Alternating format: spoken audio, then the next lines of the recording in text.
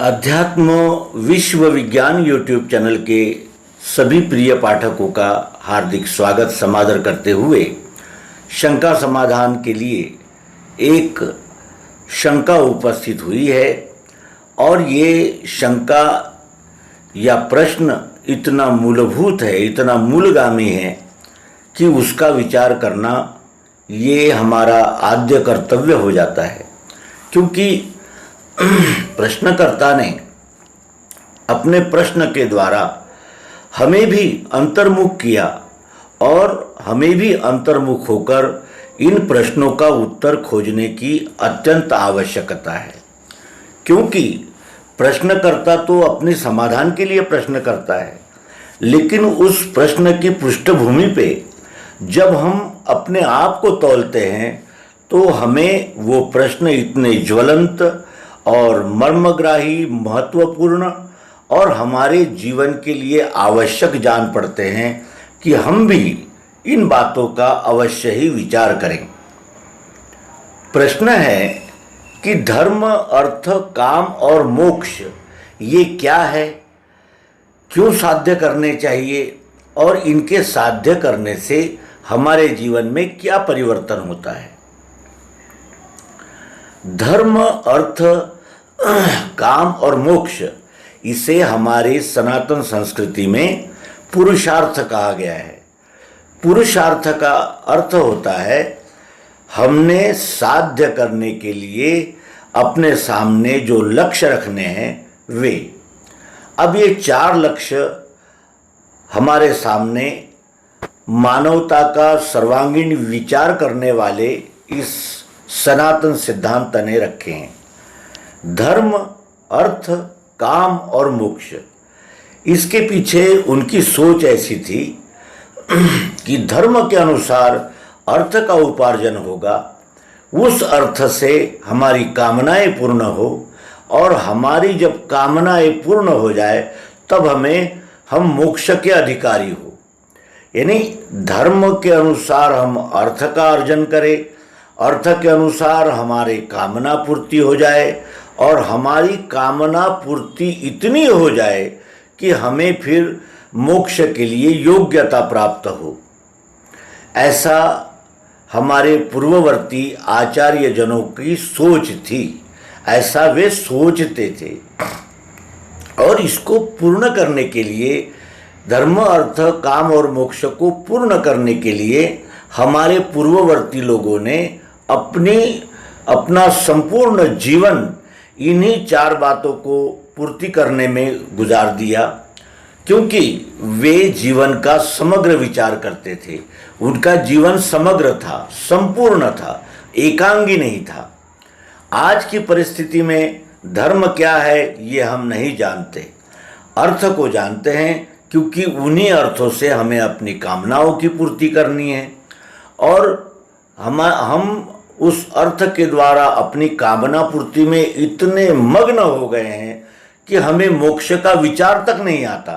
और जब भी ये मोक्ष आदि विषय हमारे सामने आते हैं तो हम इनकी ओर इस दृष्टि से देखते हैं कि कोई ज़माना होगा, कोई बात होगी, किसी समय इनका विचार किया जाता होगा। आज तो हमें केवल अर्थ अनिवार्य आवश्यक लगता है, क्योंकि उसी अर्थ से, यानी उसी धन से, उसी उपार्जन से हमें अपनी कामनाओं की पूर्ति करनी है।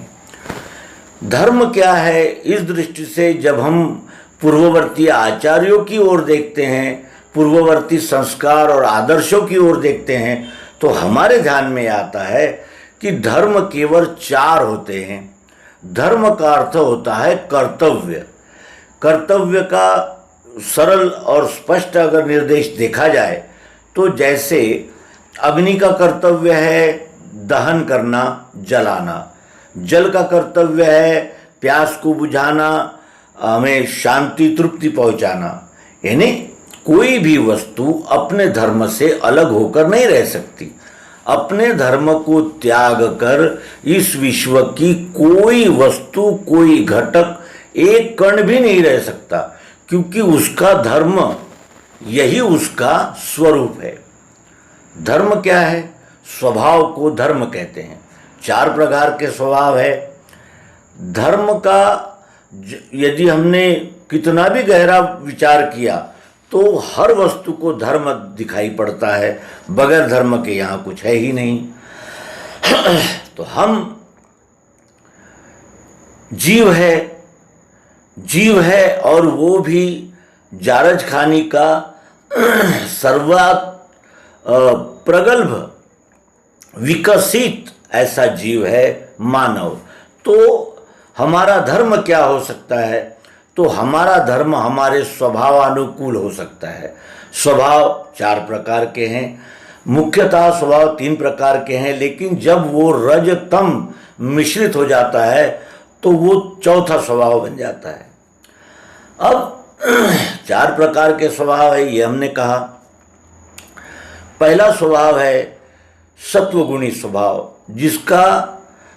जिसकी योग्यता है ज्ञान विज्ञान देना लेना। फिर है सत्व रज मिश्रित स्वभाव, जिसका कार्य है न्याय रक्षा करना कराना, जो क्षत्रिय नाम से जाने जाते हैं। तीसरा स्वभाव है गोपालन गोरक्षा व्यापार करना, वो तीसरे क्रमांक का वर्ण माना जाता है। तीसरा स्वभाव जिसे हम वैश्य कहते हैं। और चौथा स्वभाव है शुद्ध तमोगुणी स्वभाव, जिसे हम शूद्र मानते हैं। शूद्र का कार्य है श्रम सेवा करना, अपने श्रम के द्वारा इस विश्वरूप परमात्मा की सेवा करना। अब हम जब धर्म भूल गए और अर्थ का उपार्जन करना यही हमारा एकमात्र उद्देश्य रह गया, जिससे हम अपनी कामनाओं की पूर्ति करें, तो फिर उपार्जन करना है, धन इकट्ठा करना है, तो फिर उसके लिए हम अपने वर्ण कर्म का ही आश्रय क्यों लें? अन्य वर्ण कर्मों के अनुसार हम अपना कर्म करें, भले ही फिर उसमें हमें अन्याय भेदभाव अनेक प्रकार की त्रुटियाँ छल कपट बेईमानी आदि भी क्यों न करना पड़े, केवल हमारी कामनाएं पूर्ण हो जाए। क्योंकि अर्थ और कामना इतना ही विचार आज बाकी रह गया है। तो हमने अर्थ कमाया कामना पूर्ति के लिए, लेकिन धर्म को भूल गए। वास्तविक धर्म के अनुसार अर्थ कमाना था। 4 वर्ण जो है उसमें अपने स्वभाव गुण के द्वारा अपना वर्ण निश्चित करना, उस वर्ण के द्वारा इस विश्वरूप परमात्मा की ईमानदारी से सच्चाई से अनन्यता पूर्वक सेवा करना, और उस सेवा से जो प्राप्त हो उस अर्थ से कामना पूर्ति करना, ये नियम था जिससे कि हमें सरलतापूर्वक मोक्ष मिल जाए। हम यानी अत्यंत स्वल्प प्रयास में मोक्ष के अधिकारी बने। अब धर्म के अनुसार हमने अर्थ इकट्ठा नहीं किया, तो उस कामनाओं के पीछे भी धर्म की पार्श्वभूमि नहीं रही। जो व्यक्ति धर्म से अर्थ कमाता है उसकी कामनाएं भी धर्म के अनुसार होती है, अधर्म पूर्वक नहीं होती। और जो अधर्म पूर्वक नहीं होती वो कर्म करने पर जो इस आत्मा को शांति तृप्ति मिलती है उससे सरलतापूर्वक मोक्ष मिल सकता था। अब प्रश्न आ गया है कि मोक्ष है क्या? मोक्ष का अर्थ है अपनी सभी कामनाओं से निवृत्त हो जाना। अब यदि हमारी कामना सच्चाई के धरातल पर है या विश्वरूप परमात्मा को सुख देते हुए जियो और जीने दो इस प्रकार की है, तो वो धर्म के अनुसार कमाए हुए अर्थ से हमारी कामनाएं पूर्ण हो सकती है। लेकिन केवल कामनाओं को पूर्ण करने के लिए ही हम धन अर्जन करते हैं जिसमें धर्म का कोई विचार ही नहीं होता, तो फिर हमारी कामनाएं भी असंबद्ध अधर्मी और अत्यंत निकृष्ट भी हो सकती है। हो सकता है कि हम अन्य से छीन कर कोई अपनी कामनाओं को पूर्ण करना चाहते हो, और यदि ऐसा है तो हमारी कामनाएं भी अनंत हो सकती है, और उसमें भी अगर द्वैत भावना वाली कल्पना यानी कामनाएं हैं तो वो अथाह हो सकती है, जिससे हम कभी बाहर ही न निकले। और यदि ऐसी कामनाओं में, वासनाओं में हमारा जीव फंसा हुआ है तो हमें मोक्ष तो मिल ही नहीं सकता।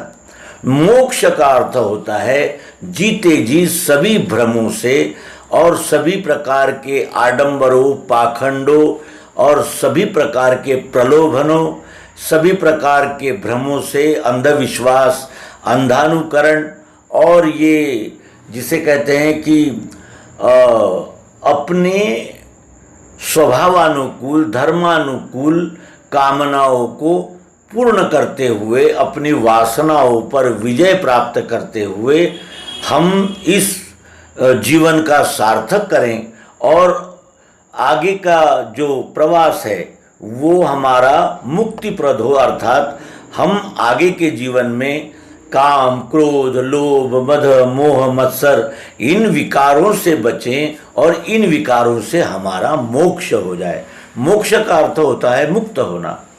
जो धर्म से चलेगा वो धर्म के द्वारा प्राप्त अर्थ का ही स्वीकार करेगा। जो धर्म के अनुसार अर्थ की प्राप्ति करेगा उसकी कामनाएं इस विश्वरूप के साथ एकात्म होगी। विश्वरूप परमात्मा के सेवा के करते हुए, यानी आप सहित गोविंद, समष्टि का हित साधते हुए मेरा भी जिसमें हित हो, यानी सामूहिक हित, सम्यक हित, और जिसे कहा जाएगा कि समष्टि हित, उस प्रकार की हमारी कामनाएं होगी। हम भी जिएंगे और दूसरों को भी जीने में अपव्यय नहीं करेंगे और अपने जीवन के साथ साथ दूसरे के भी जीवन का विचार करेंगे। इस प्रकार यदि हम अपनी कामनाओं को पूर्ण करने लगेंगे तो आप ही आप हमें मोक्ष मिल जाएगा। तो धर्म, अर्थ, काम और मोक्ष ये क्रमशः प्राप्त होने वाले पुरुषार्थ है। इसको प्राप्त करना ही इस नरजन्म का उद्देश्य है। लेकिन अब हम केवल भौतिक सुखों में और मुझे दूसरे से क्या लेना देना है, मैं अपनी कामनाओं को पूरा करूं और इसके लिए यथेच्छ धन प्राप्त करूं, अर्थ प्राप्त करूं, फिर इसमें जो मेरे हैं मैं जाने के बाद भी कई पीढ़ियों तक वो चले, भले ही उसके लिए मुझे भ्रष्टाचार, अत्याचार, अनाचार कुछ भी करना पड़े। इस प्रकार की हमारी भूमिका हुई है क्योंकि हमारे चिंतन के जो मूल तत्व है वो धर्म से संलग्न नहीं रहे। इसीलिए आज अर्थ और काम का प्राबल्य है। कामनाएं असीमित हो गई है और असीमित कामनाओं को पूर्ण करने के लिए हमें किसी भी मार्ग से क्यों न हो अर्थ की आवश्यकता है। इसीलिए हमें धर्म के साथ अपने गंतव्य स्थान मोक्ष का भी ध्यान रखना होगा। तभी हमारे चारों पुरुषार्थ पूर्ण जब होंगे तभी इस जीव को स्थायी शांति, आनंद, प्रसन्नता, तृप्ति का अनुभव होगा। और जब तक तृप्ति का अनुभव नहीं है तो फिर भले ही हमने कुछ भी, कितना भी अर्जन किया हो, उसका क्या मोल हो सकता है। तो ये अल्प निवेदन, आत्मनिवेदन अपने मित्रों के लिए, और यही वो शंका समाधान है जिस प्रश्न का उत्तर हमारे प्रिय मित्र चाह रहे थे। हो सकता है हमारे स्पष्टीकरण में कुछ त्रुटियां हो। आपसे अनुरोध है कि आप उन त्रुटियों की ओर हमारा ध्यानाकर्षण करें और हम भी अपनी त्रुटियों को दूर करने का यथामति, यथासंभव प्रयत्न करते रहें। धन्यवाद। नर्मदे।